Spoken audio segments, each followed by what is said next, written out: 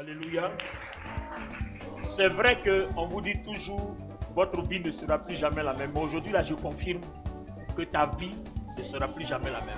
Je suis en effet venu enseigner le message qui fait la fondation de la vie chrétienne. C'est vrai que chaque jour, on prophétise, oui, ta vie ne sera plus jamais la même. D'accord. Aujourd'hui, là, je ne suis pas dans la marmaille. Je te dis que ta vie ne sera plus jamais la même. On va prier le Seigneur pour la parole. Et notre Dieu sera avec nous ce matin. Et pour toujours. Gloire à Dieu. La seule chose que je te demande ce matin, c'est d'être très attentif. Ton esprit, ton cœur, ton âme, tout ce que tu es, tout ce que tu as doit être très attentif. Je te demande pardon parce que ton salut dépend de ce message. Non, je sais de quoi je parle. Ton salut dépend de ce message.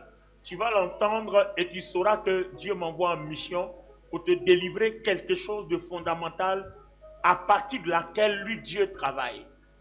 Sans ce message-là, il n'y a pas de Saint-Esprit dans l'Église et dans la vie d'un chrétien. Sans ce message-là, il n'y a pas de miracle, il n'y a pas de guérison. Tout le reste est du faux. Amen. Écoute-moi attentivement jusqu'à la fin et tu comprendras de quoi je parle. Seigneur, notre Père, notre Dieu, nous bénissons ton nom. Saint-Esprit, merci de prendre tout le contrôle. Merci de nous assister. Merci de nous donner ton inspiration. Éloigne la chair et ses commentaires et fais paraître au milieu de ton assemblée l'Esprit Saint et la volonté du Christ au nom de Jésus. Alors j'aurai un message en 4 points. Premier point, allons-y. Matthieu, le chapitre 26, versets 25 à 34. Les pasteurs, on travaille ensemble. Ne laissez pas une seule personne parce que j'ai beaucoup de choses à dire. Je suis en train d'ouvrir les portes à la conférence internationale. C'est en même temps les portes pour une nouvelle fondation sur laquelle nous travaillerons désormais. Alors, préparez-moi Matthieu 6, 25, 34, Luc 12, 22, 31 et une troisième personne prend Luc 6, 34. Vous allez remarquer que dans ces passages-là, le Seigneur nous demande de ne pas nous inquiéter. D'accord? Donc nous retenons en partie 1, Dieu nous demande de ne pas nous inquiéter. Pourquoi nous demande-t-il de ne pas nous inquiéter alors qu'il y a de quoi nous inquiéter? Ça fait 4 mois on ne s'est pas vu et on se rencontre avec une nouvelle formidable. Amen. Alors dans ces 3 passages, le Seigneur nous demande de ne pas nous inquiéter alors que nous avons de quoi nous inquiéter. Nous allons expliquer pourquoi il demande de ne pas nous inquiéter. Et si nous comprenons pourquoi on ne doit pas s'inquiéter, ça veut dire qu'à partir d'aujourd'hui, là, on ne manquera plus de rien. Est-ce que tu es là avec moi? Je dis, si nous comprenons pourquoi on ne doit plus s'inquiéter, on saura qu'à partir d'aujourd'hui, on ne manquera plus de rien. Allons-y, premier verset, Matthieu 6, 25 à 34. C'est pourquoi je vous dis, ne vous inquiétez pas pour votre vie, de ce que vous mangerez, ni pour votre corps, de quoi vous serez vêtus. La vie n'est-elle pas plus que la nourriture, Oui. Et le corps plus que le vêtement? Regardez les oiseaux du ciel, ils ne sèment ni ne moissonnent, Oui. Et ils n'amassent rien dans des greniers. Et votre Père céleste les nourrit. Ne valez-vous pas beaucoup plus que qui de vous, par ses inquiétudes, peut ajouter une coudée à la durée de sa vie? Et pourquoi vous inquiétez au sujet du vêtement? Considérez comment croissent les lys des champs. Oui. Ils ne travaillent ni ne filent. Oui. Cependant, je vous dis que Salomon même, dans toute sa gloire, n'a pas été vêtu comme l'un d'eux. Oui. Si Dieu revêt ainsi l'herbe des champs, qui existe aujourd'hui et qui demain sera jetée au four, ne vous vêtira-t-il pas à plus forte raison, gens de peu de foi? Ne vous inquiétez donc point et ne dites pas, que mangerons-nous? Que boirons-nous? De quoi serons-nous vêtus? Oui. Car toutes ces choses, ce sont les païens qui les recherchent. Oui. Votre Père céleste sait que vous en avez besoin. Cherchez premièrement le royaume et la justice de Dieu, et toutes ces choses vous seront données par-dessus. Très bien. Ne vous inquiétez donc pas du lendemain, car le lendemain aura soin de lui-même. À chaque jour suffit sa peine. Waouh. Nous sommes connectés au Saint-Esprit. Acclamons très fort la parole du Seigneur. Waouh. Alors, je crois que Luc 12, 22, 31 dit la même chose. Est-ce qu'il y en a quelque chose qui n'a pas été dit dans Matthieu? Jésus dit ensuite à ses disciples, Oui. c'est pourquoi je vous dis, ne vous inquiétez pas pour votre vie de ce que vous mangerez, ni pour votre corps de quoi vous serez vêtus. La vie est plus que la nourriture et le corps est plus que le vêtement. Oui. Considérez les corbeaux. Ils ne sèment ni ne moissonnent. Ils n'ont ni cellier ni grenier et Dieu les nourrit. Combien ne valez-vous pas plus que les oiseaux? Qui de vous, par ses inquiétudes, peut ajouter une coudée à la durée de sa vie? Si donc vous ne pouvez pas même la moindre chose, pourquoi vous inquiétez-vous du reste? Considérez comme croissent les lits. Ils ne travaillent ni le fil. Cependant, je vous dis que Salomon, même dans toute sa gloire, n'a pas été vêtu comme l'un d'eux. Wow. Si Dieu révère ainsi l'herbe qui est aujourd'hui dans les champs et qui demain sera jetée au four, à combien plus forte raison ne vous vêtira-t-il pas, gens de peu de foi? Et vous, ne cherchez pas ce que vous mangerez et ce que vous boirez, et ne soyez pas inquiets. Car toutes ces choses, ce sont les païens du monde qui les recherchent. Votre Père sait que vous en avez besoin. Cherchez plutôt le royaume de Dieu, et toutes ces choses vous seront données par-dessus. Wow. Alors, les amis, écoutez-moi. Le Seigneur Jésus nous demande de ne pas nous inquiéter. On a des soucis financiers. On a des soucis matériels. On a des soucis spirituels. On a des soucis de famille. On a des soucis d'emploi, des soucis professionnels. Les problèmes, on les a de tous les côtés. Des problèmes avec nos femmes, nos maris, nos enfants, nos pères. Les problèmes avec nos amis. Les problèmes avec un frère, une soeur, en famille, à l'église, un collègue au travail. Des problèmes avec des démons, des sorciers.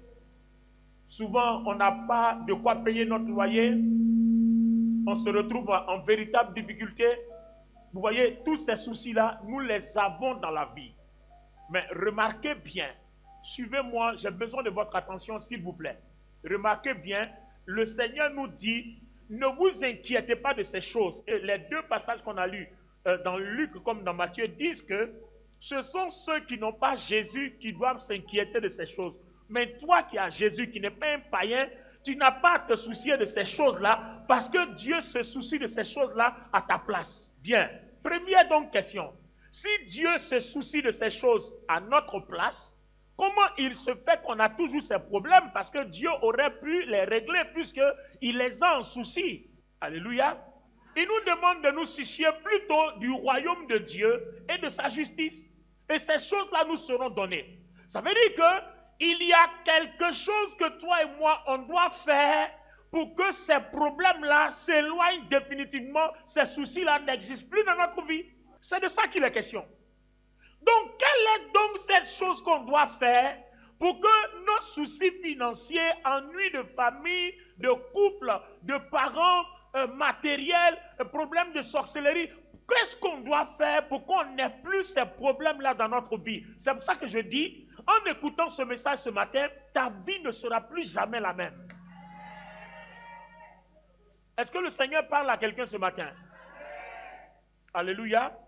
Alors, si les païens doivent se soucier d'argent, Dieu ne veut pas que tu te soucies d'argent.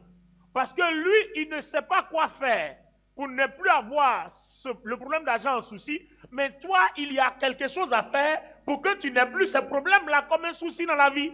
Donc, tous les problèmes que les gens traversent sur la terre, toi, tu as quelque chose à faire. Alors, tourne-toi gentiment vers ton ami et puis ton frère, quelqu'un, ton voisin, dis-lui, qu'est-ce qu'on a à faire? Alors, donc, je viens de finir avec l'analyse de la première partie, soldée par une question. Qu'est-ce qu'on a donc à faire pour que notre vie ne soit plus jamais la même? Parce que le païen a des soucis, toi aussi tu as des soucis. Donc, dis-moi en quoi est-ce que tu as Jésus? En quoi est-ce que ton Jésus est doux? Le païen a problème d'argent, il a problème d'emploi, il a problème de mariage, il a problème d'enfant, il a tous les problèmes. Toi aussi tu as les mêmes problèmes. Donc, dis-moi en quoi est-ce que ton Jésus est doux? Et Dieu nous dit, mon Jésus que je vous ai donné là, il est doux. Mais il faut que je vous l'enseigne. Si vous le pratiquez, alors tous ces problèmes que les païens ont en souci, vous les enfants de Dieu, vous ne les aurez plus en souci. Alors, je ne viens pas ce matin pour exciter tes émotions ou bien alors, je ne viens pas ce matin pour créer quelque chose en toi. Je viens te dire ce qu'on aurait dû faire depuis qu'on est chrétien, qu'on a manqué de faire. C'est pour ça qu'on a tant souffert, c'est pour ça qu'on a tant eu de soucis. Donc, on a eu beaucoup de soucis. à cause de ce que ce message-là n'était pas au centre de la vie chrétienne, au centre de l'Église et au centre de nos préoccupations. Alors aujourd'hui, je suis en train de parler de la croix du Christ, acte 1. Alors donc dans la partie 2, nous allons analyser donc ce que nous avons à faire. Alors prenez avec moi Matthieu le chapitre 16, les versets 24 jusqu'à 26, Matthieu le chapitre 10, 37 à 39, on prend Luc 14, versets 26-27. Analysons. Matthieu chapitre 16 à partir du verset 24. Alors Jésus dit à ses disciples, si quelqu'un veut venir après moi, qu'il renonce à lui-même, qu'il se charge de sa croix et qu'il me suive. Car celui qui voudra sauver sa vie la perdra, mais celui qui la perdra à cause de moi la trouvera. Et que servirait-il à un homme de gagner tout le monde s'il perdait son âme? Ou que donnerait un homme en échange de son âme?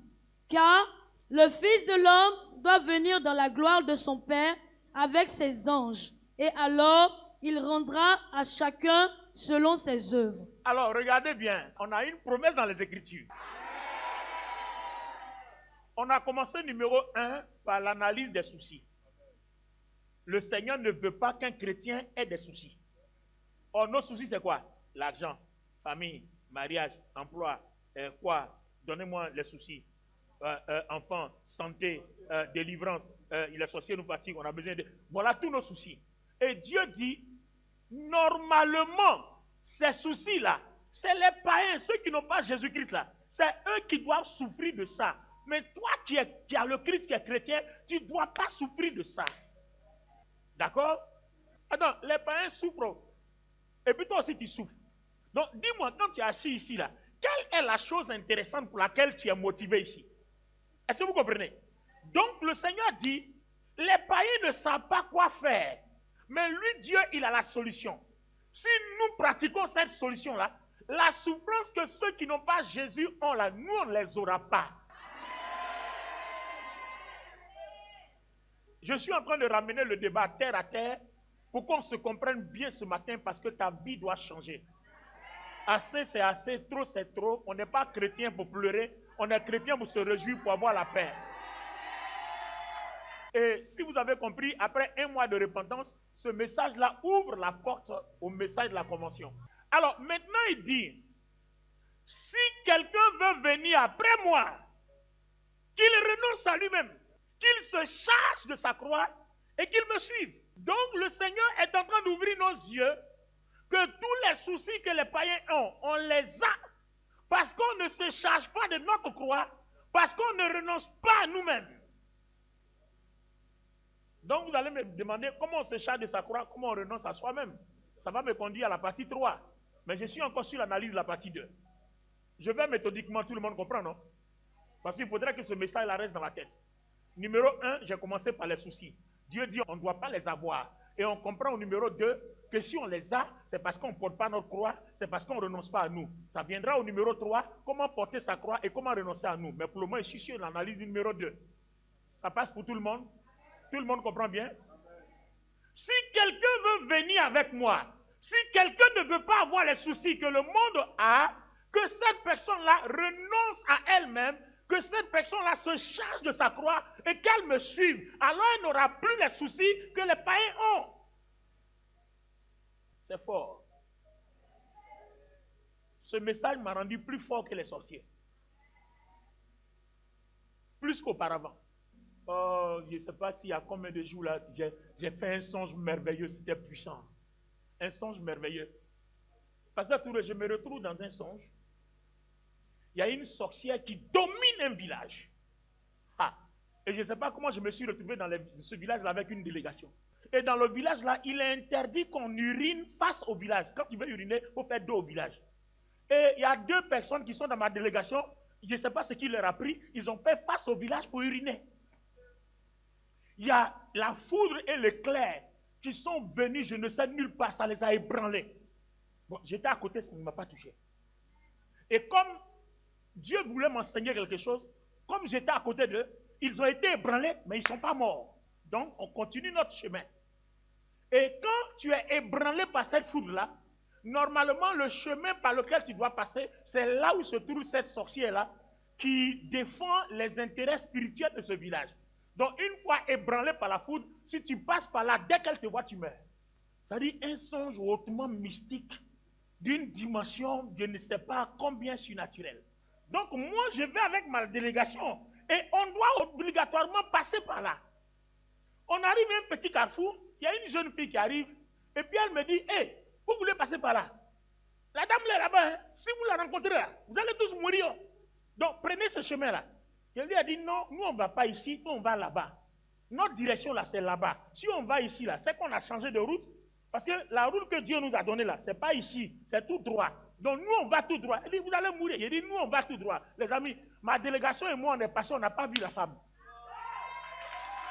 On ne l'a pas vue. Non, on peut acclamer Jésus, on ne l'a pas vu. On est passé, on ne l'a pas vu. On a vu sa foudre, mais sa foudre a rencontré le roc, elle a démissionné, on ne l'a pas vu. On est passé, on n'a rien eu. Je me suis réveillé, je m'assois, et puis Dieu commence à me parler. Bon, ça c'est en privé, VIP, c'est pas pour vous. Alléluia. Ça c'est pas pour vous. Gloire à Dieu. Alors, vous voyez que si vous savez vous charger de votre croix, hey, my God. Faut dire, hey, my God. Si tu sais te charger de ta croix, si tu sais renoncer à toi-même, la puissance que Dieu va manifester dans ta vie, il n'y a pas un sorcier ou bien un occultiste, personne ne peut t'arrêter. Non, je te parle de quelque chose, non? Je suis en train de te parler de quelque chose. Hey!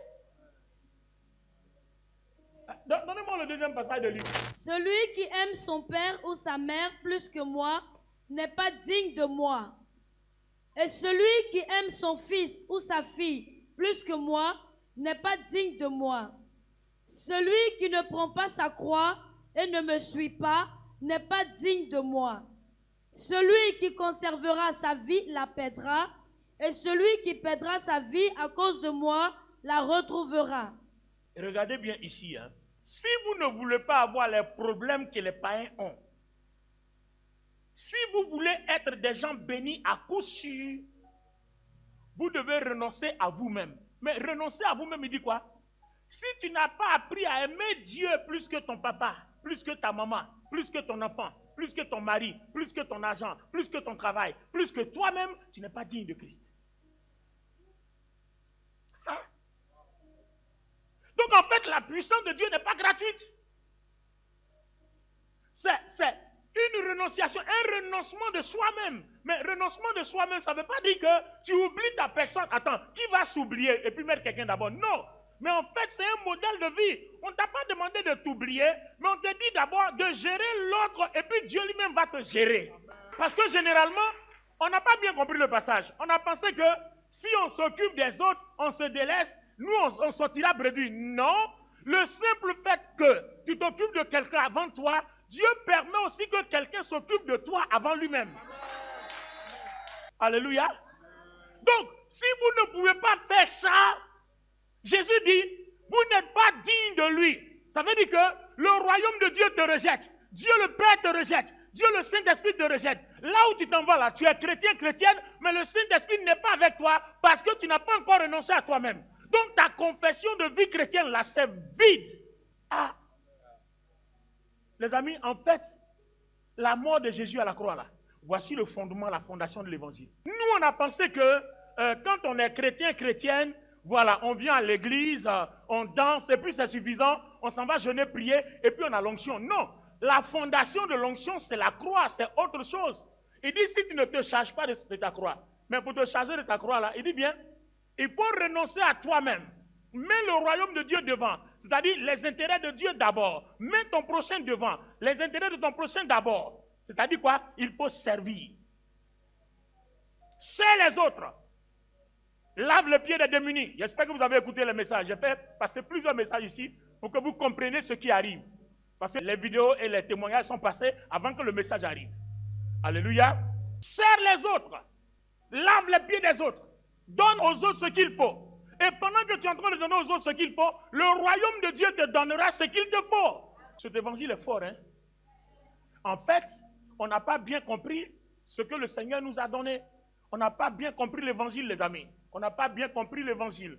Et c'est pour ça que l'église est faible, L'Église n'est pas puissante. L'Église ne vaut rien de nos jours. Les miracles qui ont été opérés dans la Bible, on ne les voit plus aujourd'hui. Tout simplement parce que on vit, sauf la vie que Christ a voulu qu'on vive en donnant sa vie à la croix. C'est fort, hein? Dis avec moi la croix du Christ, acte 1. Oh, est-ce que tu es là avec moi? La croix du Christ, acte 1. Alléluia. Alors, donne-moi Luc 14, 26 à 27. Si quelqu'un vient à moi et n'est pas prêt à renoncer à son père, à sa mère, sa femme, ses enfants, ses frères, ses soeurs, jusqu'à lui-même, il ne peut être mon disciple. Ancien, tu as vu, non? Il a dit, tu as vu, non? Si quelqu'un n'est pas prêt à renoncer à son père, à sa mère, à son enfant, à sa femme, à son mari, à tout ce qu'il est, y compris lui-même, peut pas être son disciple. Ça veut dire que tu ne peux pas aller au ciel. Donc, en fait, on peut être chrétien et mourir croyant qu'on est sauvé alors qu'on ne le sera pas. Il te dira, je ne t'ai jamais connu. Tout simplement parce que tu as fréquenté l'église. Tu t'es prévalu chrétien ou chrétienne alors qu'en réalité, tu n'as jamais renoncé à toi-même. Tu n'as jamais porté ta croix. Tu n'as jamais mis Dieu au premier plan. Tu n'as jamais mis ton prochain au premier plan. Tu t'es toujours mis au premier plan. Donc tu as brandi ton orgueil et cet orgueil-là t'envoyait maintenant en enfer, pensant que tu es chrétien. Combien étions-nous jusqu'à ce que Dieu me révèle ce message-là? Pensions que nous serons tous sauvés, alors que si on mourait, on allait en enfer. Ma meilleure action de grâce, c'est de remercier Dieu de n'être pas mort avant d'avoir connu ça. Je ne donne pas d'action de grâce parce que Dieu a opéré un miracle dans ma vie, non. Parce que jusqu'à ce que j'ai cette révélation profonde, je comprends que si j'étais mort, je serais en enfer. On a tous pensé que aller en enfer, c'est seulement, et c'est le piège du diable dans l'église évangélique. Quand les chrétiens ne vivent plus dans l'impudicité, ils ne font plus d'avortement, ils ne sont plus dans l'adultère, ils ne se masturbent plus, ils se disent, c'est fini, je suis pur, je suis saint. Mais la pureté a trois aspects. Il y a le corps, il y a le cœur, il y a l'âme, et puis il y a l'esprit. Il y a tout un aspect de pureté. Donc si ton corps est pur, que ton cœur n'est pas pur, tu ne vas pas au ciel. Ton corps peut être sanctifié alors que ton cœur n'est pas sanctifié. Donc vous voyez, c'est pour ça que je vous disais que ce message-là va changer nos vies. Parce que si tu as vraiment envie d'aller au ciel, tu ne vas pas te contenter de purifier ton corps, tu vas aussi te contenter de purifier ton âme et ton esprit. Recherchez tous la sanctification sans laquelle nul ne verra la face de Dieu. Mais écoutez, la sanctification, ce n'est pas seulement ton corps. Ce n'est pas parce que tu n'as pas couché avec un garçon, tu n'as pas couché avec un homme que tu vas au paradis. Bon, c'est vrai, quand tu couches avec eux, déjà, même toi-même, ton sort est scellé, tu sais que tu n'iras pas là-bas. Ça, c'est déjà clair. Mais ce n'est pas parce que tu ne le fais pas que tu es sauvé. Il faut continuer. Après le corps, il reste le cœur. Je vous ai dit de me prêter votre attention. Si vous voulez être sauvé, vous voulez être béni, prêtez-moi votre attention. Gloire à Dieu. Portez sa croix. Nous sommes en train de parler de la croix de Christ, acte 1. Portez sa croix. Dis avec moi, à partir d'aujourd'hui, je porterai ma croix. Amen. Alors, pour passer à l'acte 3, à la partie 3, je vais poser une question. Quel est donc l'intérêt de porter sa croix? C'est ça le problème. Premièrement, on vient d'élucider que tu n'entreras pas au ciel. Parce que tu ne peux pas être disciple du Seigneur si tu ne portes pas ta croix. Ça dit que tu es à l'église, mais tu n'es pas son disciple. C'est pour cela qu'il dit, plusieurs m'appellent Seigneur, Seigneur, Seigneur. Mais ils ne font pas ce que je dis. Donc on peut être dans l'église, on pense qu'on est disciple, mais selon nous, nos émotions, mais pas selon Dieu. Et là, nous sommes en train de parler d'un disciple selon Dieu. Quelqu'un qui sait porter sa croix, qui sait marcher comme le Seigneur le veut pour garantir sa place au ciel. On a vu que là, si le royaume de Dieu dit que tu n'es pas digne de lui, le royaume t'a rejeté. Donc si le royaume t'a rejeté, la puissance du royaume ne t'accompagne pas. Là où tu penses que le Saint-Esprit est avec toi, en réalité, il n'est pas avec toi. Tu penses qu'il est avec toi. Donc, le diable crée dans ta vie un semblant de manifestation émotionnelle et puis il te fait croire que c'est Dieu, alors que ce n'est pas lui. Voilà le piège qui va conduire beaucoup en enfer. On a des manifestations émotionnelles, Dieu n'est pas là, le Saint-Esprit fait genre, les gens tremblent par son, ça tombe, il y a des manifestations, genre démoniaques, on a l'impression qu'on chasse des démons. Toi, ton cœur n'est pas pur, c'est avec quelle puissance tu chasses les démons, alors que là, Jésus dit que tu n'es pas son disciple. Dis-moi, je veux savoir. Ton cœur n'est pas pur, tu ne portes pas ta croix, tu n'as pas encore renoncé à toi, et puis tu prophétises, tu donnes des numéros de téléphone, tu donnes tout ça. Avec quel esprit? Pendant que ton cœur n'est pas pur, pendant que ton corps n'est pas pur. Je veux savoir avec quel esprit. C'est un piège du diable. Église, le message n'est-il pas clair? Si quelqu'un n'a pas renoncé à lui-même, Il ne peut pas être mon disciple. Aïe, attends, si tu n'es pas son disciple, c'est que tu penses que tu as Christ en toi, mais en réalité, il n'est pas en toi, puisqu'il dit tu n'es pas son disciple. Alors que lui, il habite dans ses disciples. Donc, si tu n'es pas son disciple, il ne peut pas habiter en toi. Donc, on était nombreux comme ça qui pensions que le Christ habitait en nous, alors qu'en réalité, il n'a jamais habité en nous, parce qu'on n'a jamais porté notre croix, on n'a jamais renoncé à nous, on a toujours brandi notre orgueil, et on était loin du royaume. Le royaume et sa puissance n'étaient pas avec nous. Donc, qu'est-ce qui se manifestait à ce moment précis-là? On était tous possédés. Alors, aspect numéro 3 du message. Quel est l'intérêt du royaume? Alors, on va analyser un passage que nous avons l'habitude de lire, mais on n'a jamais fait attention. On l'a survolé certainement. On n'a jamais fait attention. Allons-y. Colossiens, le chapitre 2, le verset 9 à 15. Vous comprenez pourquoi nous ne sommes pas bénis? Colossiens 2. Nous prions, ça ne vient pas. Et puis on dit non, le diable a bloqué, le diable a attaqué. Mais si tu portes ta croix, le diable ne peut rien bloquer, il ne peut rien attaquer, il ne peut rien faire. Et vous allez comprendre pourquoi dans la partie 3 du message. Pourquoi quand vous portez votre croix, le diable ne peut rien contre vous. Hey, première grâce, tu portes ta croix, j'ai dit, il ne peut rien contre toi. Pourquoi le Seigneur a dit, vous marcherez sur les serpents, sur les scorpions, et puis rien ne pourra. Nous, on a pensé que c'était une récitation. Il suffit de confesser le nom de Christ et puis on marche sur les serpents. Non, si vous portez la croix, si vous renoncez à vous-même, si vous vous chargez de votre croix, alors marchez sur les serpents, sur les scorpions. À ce moment-là, rien ne pourra vous nuire. Mais pas avant. Nos récitations nous entraînent où? La foi, ce n'est pas la récitation des versets bibliques. La foi, ce n'est pas la confession du nom de Jésus. Yes. La foi, c'est la marche par la croix. La foi, c'est la vie de la croix. Parce que notre foi, la foi même là, c'est un don de puissance. Donc la foi devait libérer la puissance. Notre foi devait libérer la puissance. Mais notre foi ne libère pas la puissance. Pourquoi? Pour la simple raison que notre vie chrétienne n'a pas pour fondation la croix. Et pourquoi notre vie chrétienne doit avoir pour fondation la croix? Allons-y. Dans l'analyse de Colossiens 2, la partie 3 de mon message, allons-y. Colossiens 2, oui. Verset 9. Il dit quoi? Car en lui habite corporellement, en Jésus-Christ habite corporellement toute la plénitude de la divinité. Toute la plénitude de la divinité. Stop là. On va étape par étape. Hein. Les anciens, les pasteurs, les fidèles, regardez-moi. En Jésus-Christ habite corporellement toute la plénitude de la divinité de Dieu. Or, Galates 2 dit quoi? 20. Si je vis, ce n'est plus moi qui vis, Christ, il vit en moi. Donc, celui en qui habite tout, il vit en toi. Et puis ta vie là n'est pas puissante. Non, c'est qu'il y a quelque chose qui ne va pas.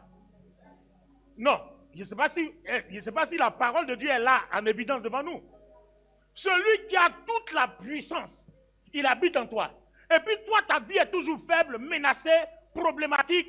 Non, il y a quelque chose qui ne va pas. C'est que tu as cru qu'il habite en toi, alors qu'en réalité, il n'est pas en toi, il n'a jamais été en toi, à cause que ta vie n'a pas pour centre et fondement la croix.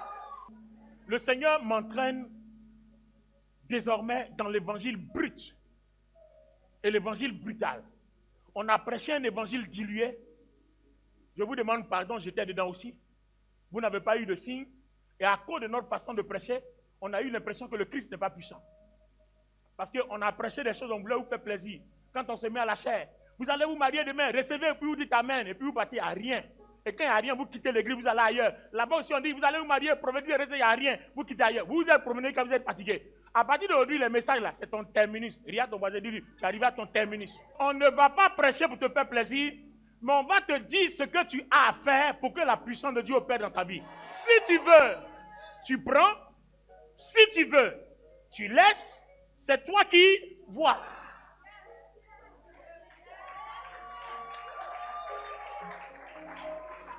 Amen. Donc, Colossiens 2. En Jésus-Christ habite corporellement toute la plénitude de Dieu. Ensuite, verset 10. Verset 10. Vous avez tout pleinement en lui. Attends. Il dit quoi? Vous avez tout pleinement en lui. Tu n'es pas garçon, il faut crier fort. Vous avez tout pleinement en lui, qui est le chef de toute domination et de toute autorité. Est-ce que tu as bien entendu? On a tout pleinement en Jésus-Christ. C'est-à-dire quand il habite en toi, la Bible dit normalement, s'il habite vraiment en toi, c'est que tu as tout. enfants, mariage, l'argent, travail, victoire sur les démons, le salut, la vie éternelle, le royaume de Dieu. Il dit, tu as tout. Mais attention à une condition, si vraiment il habite en toi, tu as tout pleinement en lui. À quelle condition va-t-il habiter en toi pour avoir pleinement tout en lui quand tu portes ta croix? Comment porter la croix? Nous y sommes. Yes. C'est pas encore fini, hein? La suite. Et c'est en lui que vous avez été circoncis, d'une circoncision que la main n'a pas faite, mais de la circoncision de Christ qui consiste dans le dépouillement du corps de la chair. Donc, porter sa croix, voilà aussi dépouillement du corps de la chair. C'est-à-dire, ça parle de l'humilité, de la soumission et de l'obéissance. Il faut éloigner-toi de l'orgueil. Donc, le dépouillement de la chair, arrête de te faire valoir. Il faut faire valoir Dieu et il faut faire valoir les autres.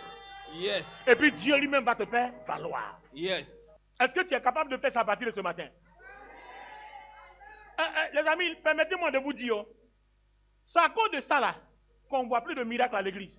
Parce qu'en fait, on prêche le Christ, mais lui et son Saint-Esprit ne sont pas là. Parce que ce qu'il faut pour que lui et son Esprit Saint soient là, on ne prêche pas. On vous dit toujours ce que vous devez entendre. Vous allez vous marier, crier, wow! Vous voyez? Vous allez être béni, wow! Mais vous allez être béni sur la base de quoi? Vous allez vous marier sur la base de quoi? Vous allez dominer les ténèbres sur la base de quoi? Vous allez vaincre les démons sur la base de quoi? Sur la base de la croix.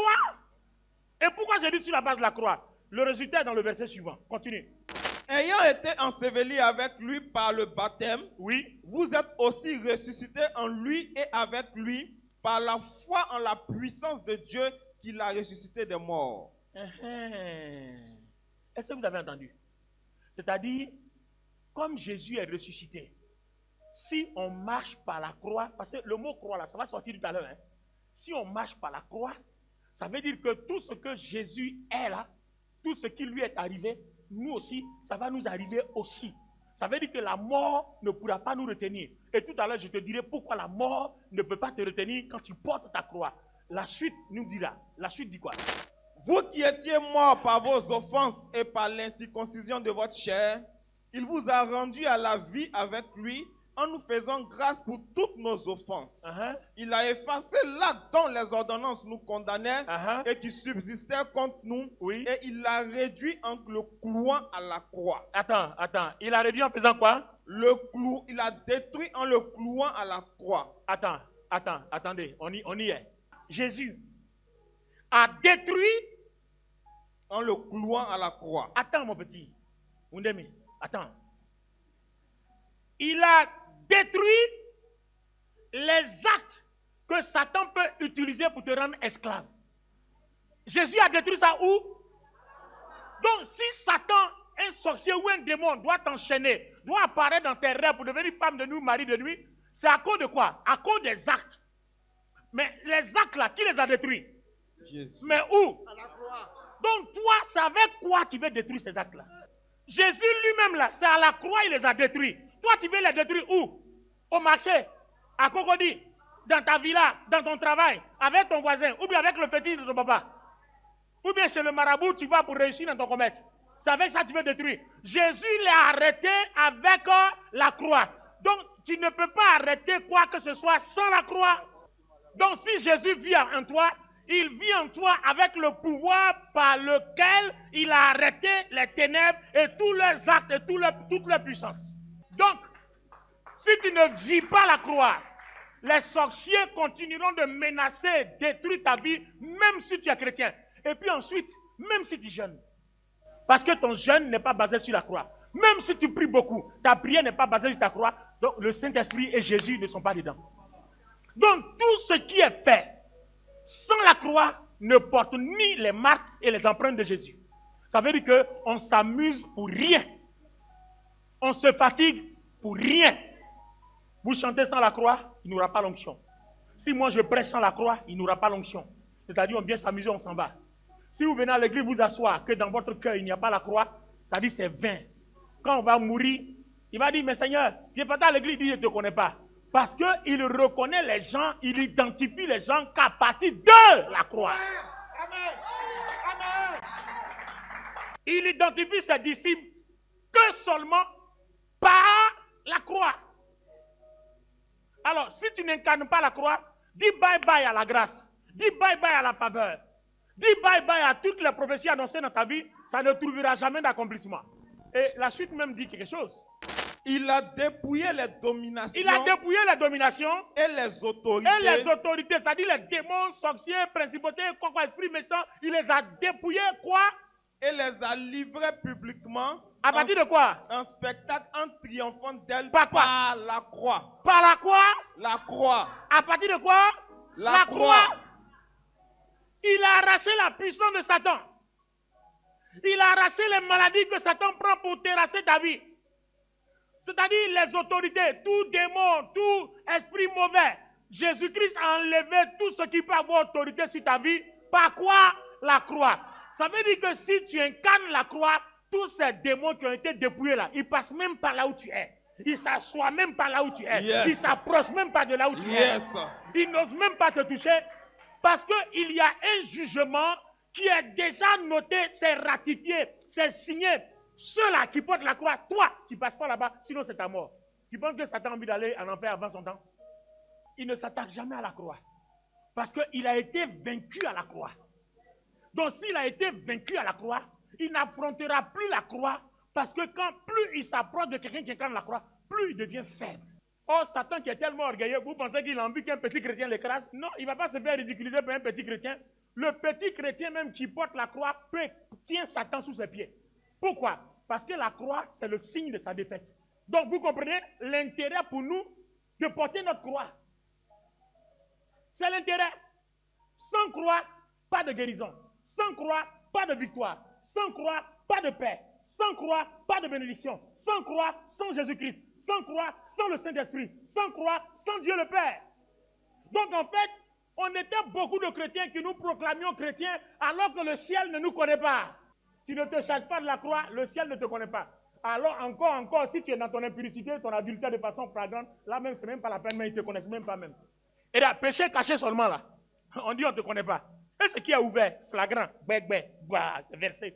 Et quand tu as fini là, tu as dit, dis bye bye. C'est pour ça que Dieu, sachant qu'il ne voulait pas que quelqu'un se perde, il a instauré ce qu'on appelle la repentance. C'est pour ça qu'avant la convention, Dieu a voulu qu'on passe un mois de repentance pour que nous soyons réconciliés avec lui. Alléluia. Alors, est-ce qu'il y a quelque chose à dire encore? Que personne donc ne vous juge au sujet du manger ou du boire, ou au sujet d'une fête, d'une nouvelle lune ou des sabbats. C'était l'homme des choses à venir, mais le corps est en Christ. L'homme des choses à venir, mais le corps est en Christ, c'est bon. Alors, bien-aimés dans le Seigneur, on se rend compte que la puissance par laquelle le Seigneur, merci de vous asseoir, la puissance par laquelle le Seigneur Jésus-Christ a vaincu les démons, Satan, ses sorciers et tout ça, c'est la même puissance-là. C'est par la même puissance que toi et moi, on peut les vaincre. Si nous, toi et moi, on ne s'inscrit pas dans cette même puissance-là, on ne pourra pas vaincre quoi que ce soit. C'est même pas la peine de rêver. C'est pour ça que 1 Corinthiens 1,18 dit quoi? Car la prédication de la croix est une folie pour ceux qui périssent, mais pour nous qui sommes sauvés, elle est une puissance de Dieu. Waouh! La prédication de la croix est une folie pour ceux qui périssent, mais pour nous qui sommes sauvés, elle est une puissance de Dieu. Alors, 1 Corinthiens 4, 20 dit quoi? Car le royaume des cieux ne consiste pas en parole, mais en puissance. Très bien. 1 Corinthiens 4, 20. Car le royaume de Dieu ne consiste pas en parole, mais en puissance. Donc ça veut dire que quand tu es chrétien là, ta vie quotidienne doit être puissance. Parce que si le royaume est avec toi, il se calcule en puissance. Donc, si l'accident qui doit te tuer n'est pas venu de Dieu, personne ne peut t'envoyer un accident qui va vaincre la puissance du royaume de Dieu. Parce que ce royaume-là est avec toi à cause de la croix qui est une référence, qui est un indicateur que tu leur appartiens. Enfin, que tu lui appartiens, que tu appartiens au royaume de Dieu. Donc, vous comprenez que si tu portes ta croix, que tu es mort dans un accident, c'est que c'est par là que Dieu voulait te rappeler à lui. Mais sinon, tu marches comme ça, une voiture va rater tout le monde et puis venir te tuer par hasard. Non, la puissance du royaume est là pour faire dévier la trajectoire. Ah oui, pour l'envoyer ailleurs. Parce que le royaume là assure notre quotidien. Car le royaume de Dieu consiste pas en parole, mais en puissance. Chaque fois que tu pries, tu déploies la puissance et tu dégages la puissance. Tu incarnes la puissance, tu agrandis la puissance et tu déploies la puissance. Chaque fois que tu intercèdes pour les nations, tu envoies la puissance de là, de ta maison, dans ta cabane où tu es là. Tu envoies la puissance ailleurs, partout, chaque fois que tu pries pour quelqu'un. Maintenant, cette puissance-là, regardez sa source. La prédication de la croix est une folie pour ceux qui périssent, c'est-à-dire pour les païens et les non-chrétiens qui ne comprennent pas l'évangile. Mais pour toi et moi qui sommes sauvés, c'est-à-dire pour toi et moi qui vivons la croix, c'est une puissance de Dieu. Les amis, j'arrive au moment où je vous demande de vous arrêter et vous allez comprendre pourquoi vous devez vous arrêter. Vous tenez debout, je veux dire. La puissance de la croix, c'est elle qui a vaincu Satan et ses œuvres. Et nos soucis et nos souffrances dont nous avons parlé au début du message, c'est occasionné par Satan, ses agents, ses démons et tout cela. Donc si on incarne la croix, ces soucis-là ne peuvent plus triompher de nous parce que c'est par la croix que ces soucis-là ont été détruits par le Seigneur Jésus-Christ. Donc pour nous, la manifestation de la puissance de Dieu a pour fondation la croix. Quand nous hébergeons la croix, nous hébergeons la puissance du royaume de Dieu. Et c'est sur ce terrain-là que Satan nous combat. Parce qu'il ne veut jamais que la croix se retrouve en nous. Parce que là où la croix est, il n'a plus de place. Si la croix est au centre de notre église et dans le cœur de tout le monde, Satan ne pourra plus travailler ici. Vous allez voir les miracles qui vont commencer à se multiplier. Les témoignages qui vont commencer à se multiplier. Est-ce que vous comprenez? Vous allez avoir le nombre de guérisons, de délivrances. On prêche la Bible même, on ne te touchera même pas. On n'ira même pas forcément t'imposer les mains. À cause de la croix qui habite le cœur de chacun, le Saint-Esprit va passer partout, libérer chacun. Et tu es là comme ça, un matin tu vas faire des analyses, on dit que ta maladie a disparu. Aïe, on n'a pas prié pour moi. Mais pourquoi? Parce que tu incarnes la croix. Maintenant, pourquoi c'est folie? Je vais vous expliquer pourquoi c'est folie. Anderson, mets-toi là. Je vais vous expliquer pourquoi c'est folie. Alléluia. Avant de vous expliquer pourquoi c'est folie, j'utilise la quatrième et la dernière partie pour expliquer cette partie-là. La quatrième et la dernière partie pour expliquer pourquoi c'est folie. D'abord, si vous voulez que cette puissance se manifeste, renoncez d'abord à vous-même. D'accord? Mets-toi là. Est-ce que tout le monde voit le frère Anderson? Mets-toi là. Tout le monde le voit. Donnez-moi un amen si vous le voyez. Ok. Les amis, suivez bien. Hein? Nous sommes à la partie la plus émergente de l'iceberg. D'accord? Le Seigneur Jésus dit, si on te tape sur la joue gauche, il faut donner la droite. Bon. Nous allons voir si Anderson a renoncé à lui-même. Anderson, il y a eu une histoire. Mais dans le fond, tu as raison. Et puis moi, comme je suis plus fort, quand je vais te taper, je ne vais pas te taper, mais tu tombes. Quand je vais taper, tout le monde répond, bah! C'est-à-dire, il faut que le bruit soit tellement assourdissant pour qu'il tombe. Comme ça, les téléspectateurs, les internautes comprendront pourquoi il s'écroule. Alors, tout le monde me regarde. Quand ma main va toucher sa joue, tout le monde crie, bah! Et puis en même temps, il s'écroule aussitôt. Tu t'écroules brutalement. Bon, comme tu es seul, tu vas t'écrouler de telle sorte que tu ne te blesses pas, d'accord? Tout le monde regarde, hein? Amen ou amen, vous me voir? Voilà. Attends, reste là.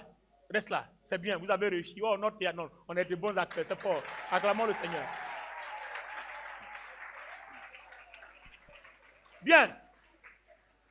Ma question. S'il se relève là, qu'est-ce qu'il doit me faire?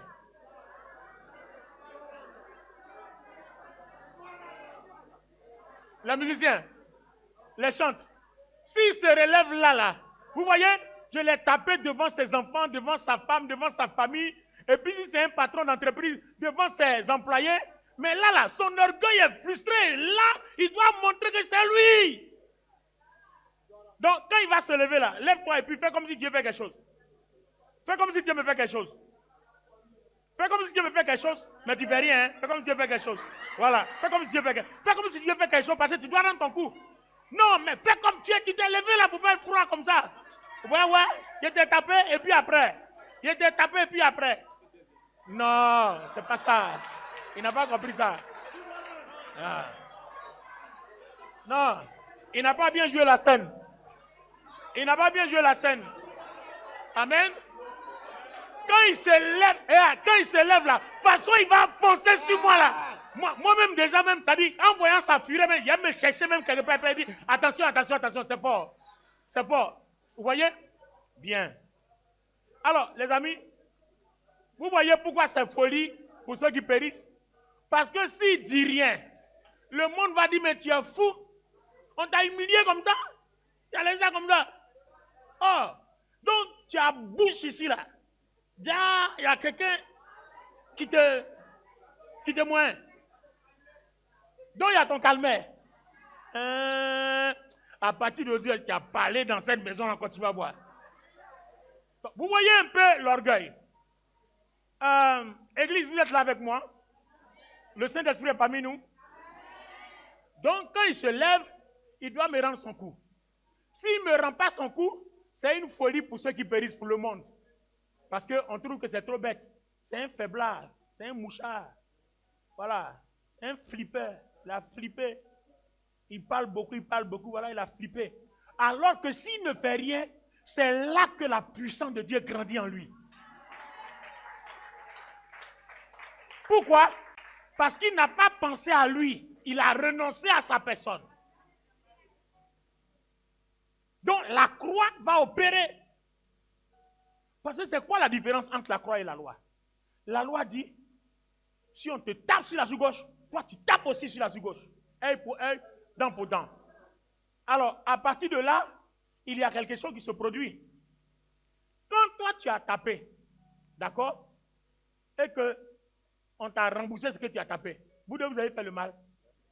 Donc, si vous deux vous avez fait le mal là, qui va au paradis? Vous deux, vous allez en enfer. Parce qu'il a sémé le mal, toi aussi tu as sémé le mal. Donc personne n'est sauvé. C'est ça la loi. C'est pour ça que la Bible dit que la loi était un prédateur pour conduire les gens à la repentance. La loi n'a pas été faite pour sauver.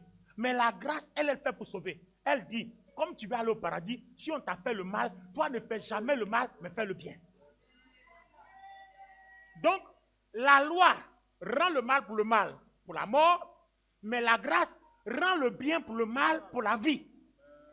Donc, la grâce conduit à la vie et la loi conduit à la mort. Donc, le diable, qu'est-ce qu'il va faire? Il va tout faire pour que quelqu'un excite ta colère, pour que tu rendes le mal, afin que la croix ne demeure plus en toi. Parce que la croix, là, à Golgotha, la croix, là, les amis, ce n'est pas deux poteaux croisés. Non, la croix est spirituelle. La croix est un autel. Donc, la croix est divine. Ce n'est pas quelque chose que nous transportons. Tu peux avoir ça sur un crucifix sur ta poitrine alors que ce n'est pas dans ton cœur. On dit vous avez été circoncis d'une autre circoncision qui n'est pas la circoncision de la chair mais de l'esprit. Donc quand tu vis une telle vie, la croix de Jérusalem, il y a plus de 2000 ans là, spirituellement transportée dans ton cœur. Et c'est ça qui fait le saut de l'esprit, cette lumière que le diable voit et puis fuit, va ailleurs. Parce que tu es identifié comme étant enfant de Dieu. Maintenant, combien d'entre nous allons nous tenir quand il y a de telles humiliations? Alors aujourd'hui, il faut penser à l'intérêt. Qu'est-ce que tu perds en réagissant? Parce que le problème, tu perds gros en réagissant qu'en ne réagissant pas. Tu perds gros. Alléluia. Tu perds gros en réagissant. Et tu ne perds rien, tu gagnes tout en ne réagissant pas. Donc, porter sa croix, c'est renoncer à soi-même. Porter sa croix, c'est agir par la justice. Bon, renoncer à soi, c'est le service. Agir par la justice, c'est ce qu'on va voir dans la deuxième partie du message le dimanche prochain. Tenez-vous debout. Je viens d'avoir le signal du Saint-Esprit qui me demande d'arrêter parce que c'est bon pour la première partie. Si je continue, vous n'allez plus comprendre. Et comme lui, il sait, c'est bon pour aujourd'hui. Amen. Le dimanche prochain, on va voir l'acte 2. Ne manquez pas pour venir nombreux. Gloire à Dieu. Parce que si tu rates ce message, je ne sais pas si tu iras au ciel encore. Gloire à Dieu. Tiens-toi debout. Alléluia. Waouh. Waouh. Si quelqu'un veut être mon disciple, il se charge de sa croix. Vous me connaissez avant. Tu me fais quelque chose, ben, je vais te faire quelque chose. Mais celui à qui on paie quelque chose, il paie quelque chose. Voilà le message qu'il prêche. Donc, vous pouvez comprendre aussi combien de fois j'ai été impacté. Et j'espère que ça t'impactera comme ça m'a impacté. Et regardez, même quand on te persécute, quand on te rend de faux témoignages, vous avez vu combien de fois souvent on dégamme ici à la chair. Souvent tu prêches, ça te fait mal, et puis tu mets ça dedans. Vous voyez ce que ça fait? Parce que ce n'est pas facile. Et c'est sur ce terrain-là que le diable nous attend.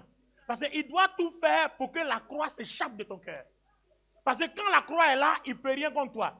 Il faut qu'il s'arrange pour que la croix là s'échappe de ton cœur. Et quand la croix s'échappe de ton cœur, la porte est ouverte pour que lui puisse entrer et sortir. Alléluia. Alléluia. Alors, en acte 1, aujourd'hui, nous parlons de la puissance de la croix. Amen. Et le dimanche prochain, en acte 2, nous parlerons de l'autel de la croix. C'est fort. En acte 2, dimanche prochain, on parlera de l'autel de la croix. Donc, le grand titre, c'est porter la croix du Christ. Aujourd'hui, acte 1, la puissance de la croix. Dimanche prochain, en acte 2, l'autel de la croix. Tu as écouté ça? Il faut écouter ça. Les 3 dimanches qui vont suivre là, il ne faut pas rater l'église. Parce qu'à partir du dimanche prochain, on rentre dans la convention. Donc, Dieu merci, tout le monde sera là jusqu'au 3e dimanche. Mais 2e dimanche déjà, il faut que nous ayons un grand rassemblement pour écouter la 2e partie. Parce que c'est les conclusions du message après les 1 mois de repentance. Lève la main. Nous allons demander au Seigneur de nous donner son cœur. Parce que si Jésus habite en toi, qui ne t'a pas donné son cœur, on t'a giflé comme ça là. Bah, tu ne peux pas laisser ça, hein? Hey, on ne laisse pas ça, hein? Même au volant de nos voitures, quand quelqu'un te fait un cœur de poisson derrière, quitte là, ne te pas contre maman, quitte là. Hein? Ah, vilain là, va là-bas. Pourtant, toi seul qui es dans la voiture, tu parles, hein? Le gars, lui, il a coupé, il est parti. Tu es en train de parler à les démons. Voilà, les démons là, t'envoient les choses dans la pensée, puis tu parles. Pourtant, ta personne, hein, tu es seul dans ta voiture, lui, il est déjà parti. Donc, les démons là, ils t'insultent dans ta pensée, toi aussi, tu les insultes, tu bavardes seul. Et là, pendant que tu es en train de faire ça, la croix sort, et puis elle se met là. Tu es livré à toi-même. C'est pour ça que la puissance de Dieu n'est pas gratuite. C'est pour ça que tout le monde ne manifeste pas la puissance de Dieu. À partir d'aujourd'hui, reconnaissez. Si vous voyez quelqu'un qui manifeste la puissance de Dieu, observez sa vie. Si vous ne voyez pas la croix, quittez-la. C'est que ce n'est pas Dieu. C'est la seule condition pour savoir si quelqu'un est de Dieu ou du diable. Vous voyez quelqu'un qui manifeste la puissance de Dieu, qui manifeste des dons spirituels. Si vous ne voyez pas la croix dans sa vie, quittez-la. C'est que ce n'est pas Dieu. Vous voyez? Lève la main. Il faut qu'on ait le cœur du Seigneur. La croix, c'est le modèle de vie de la grâce. Le modèle de vie de la grâce. La grâce, là, ça ne veut pas dire que tu peux faire tout, hein? Non, hein? Au contraire. La grâce, c'est la croix. Renoncer à soi-même. D'abord, je crois qu'aujourd'hui, c'est un seul élément qu'on a vu, non? Voilà, comment porter sa croix. On a vu un seul élément aujourd'hui. Renoncer à soi-même. Dimanche prochain, quand on parlera de l'autel de la croix, on va voir encore 2 autres éléments. Là, c'est fort. Les 2 éléments là, c'est là-bas même qu'on vous montre comment utiliser la croix pour vaincre les démons. I feel good. Avec la croix du Christ. Bon, ça va. Lève les 2 mains. I feel good avec la croix du Christ. Voilà, tu ne peux pas feel good quand tu es chrétien sans la croix du Christ. C'est un mensonge. Levez les mains.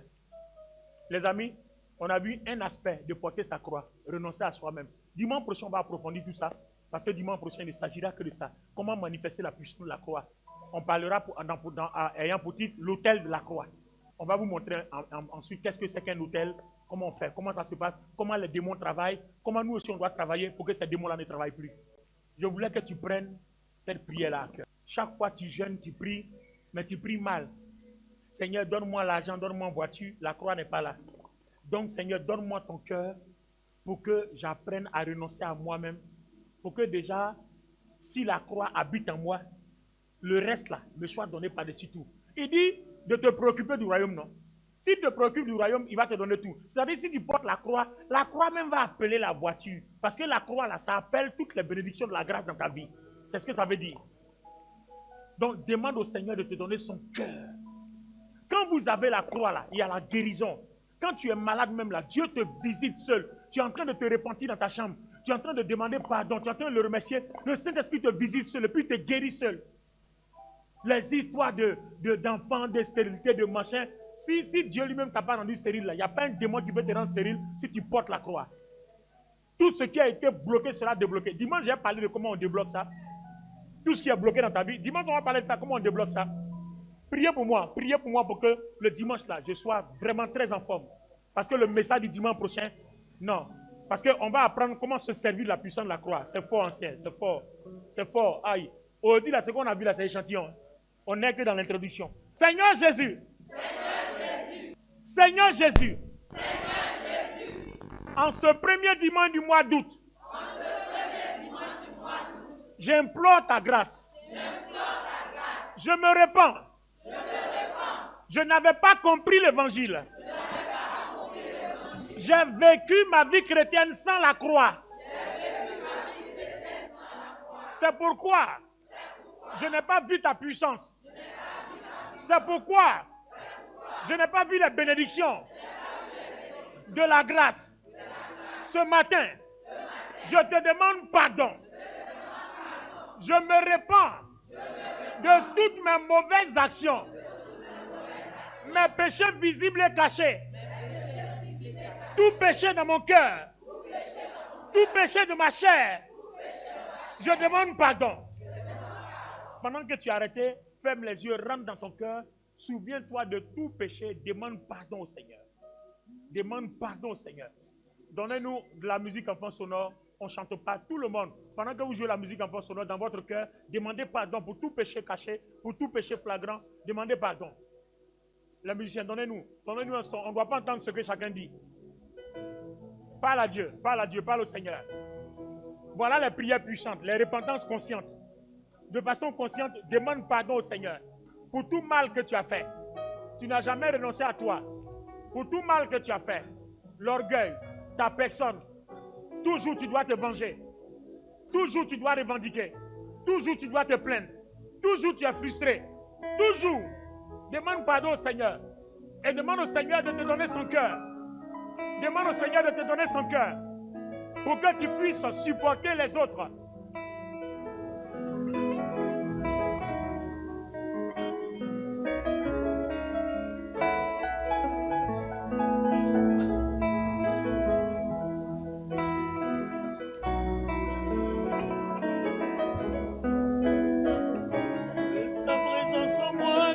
Réel, que ta présence en moi devienne palpable.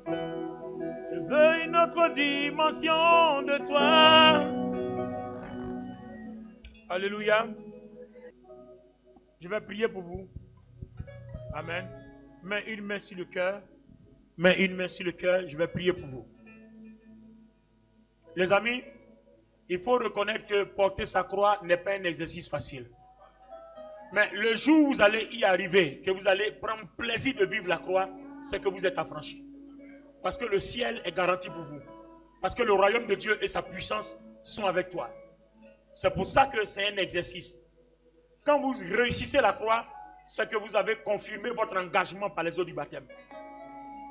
C'est-à-dire vous vivez l'alliance. Vous confirmez l'alliance par votre façon de faire. Ne manquez pas le message le dimanche prochain. C'est la suite. Si tu l'as raté pour le dimanche prochain, tu ne sauras pas comment vivre et manifester la croix. Viens avec des gens, tu auras sauvé la vie de beaucoup de personnes. Seigneur, je prie ce matin, moi-même, pour que tu m'entraînes à ce stade-là. Ça n'a pas été facile. Il a fallu des années sur des années. Que tu m'apprennes à laisser tomber sans réagir, à garder le calme.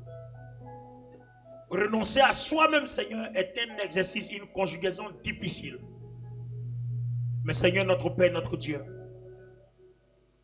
si nous sommes volontaires à vivre la grâce parce que nous connaissons l'intérêt, nous connaissons ce que nous sommes conscients de ce que la grâce, la croix nous apporte, alors Seigneur, tu nous feras grâce de la vivre. Je prie que ce matin, toutes les personnes qui ont écouté ce message, que leur cœur soit ton cœur. Seigneur, donne-leur ton cœur. Si quelqu'un n'a pas ton cœur, la personne ne peut pas renoncer à soi-même. Nous voulons voir ta puissance. Nous voulons voir le Jésus qui a ressuscité le fils de la veuve de Naïm, ressusciter nos entrailles, ressusciter nos finances, ressusciter notre vie spirituelle. Nous voulons voir ce Jésus-là, Seigneur. Donne-nous ton cœur, Seigneur. Nous voulons voir ce Jésus qui a vaincu les dominations à la croix, vaincre les démons et les sorciers qui s'attaquent à nos vies. Nous voulons voir notre vie spirituelle élevée, Seigneur. Donne-nous ton cœur pour que nous puissions renoncer à nous-mêmes. Seigneur, nous croyons que le Saint-Esprit a fait quelque chose, que tu nous as exaucés. Nous te donnons toute la gloire, tous les honneurs, au nom puissant du Seigneur Jésus-Christ. Et l'Église dit Amen, Amen, Amen et Amen. Est-ce que tu as été béni ce matin? Nous sommes dans l'Évangile qui transforme.